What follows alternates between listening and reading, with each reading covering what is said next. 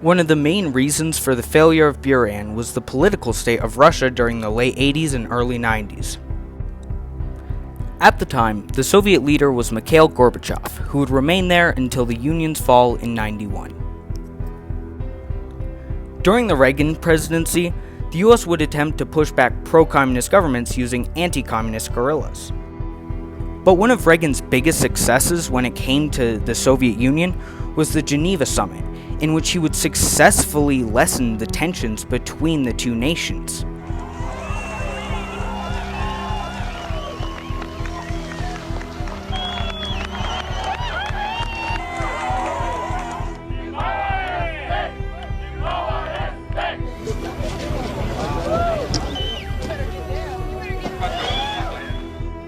Four years later, in result to Gorbachev loosening the grip on Eastern Europe, the Berlin Wall would fall.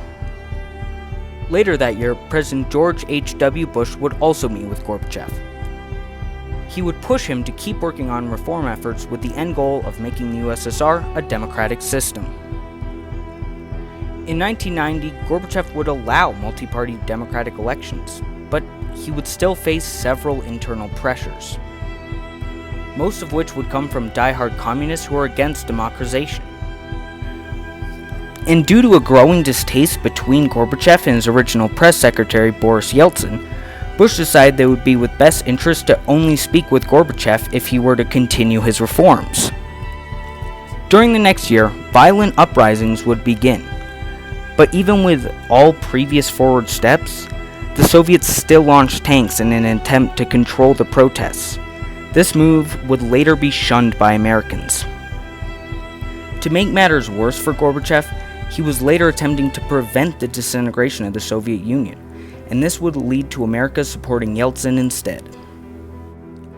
After a year of several failures for the Union and success for those looking for a democratic system, the last Soviet flag would be lowered on December 25, 1991.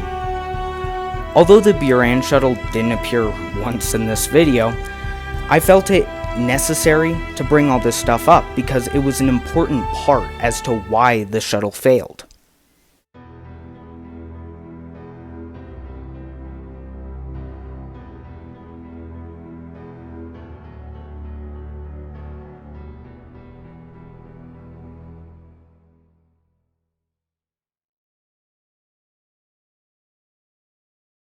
Music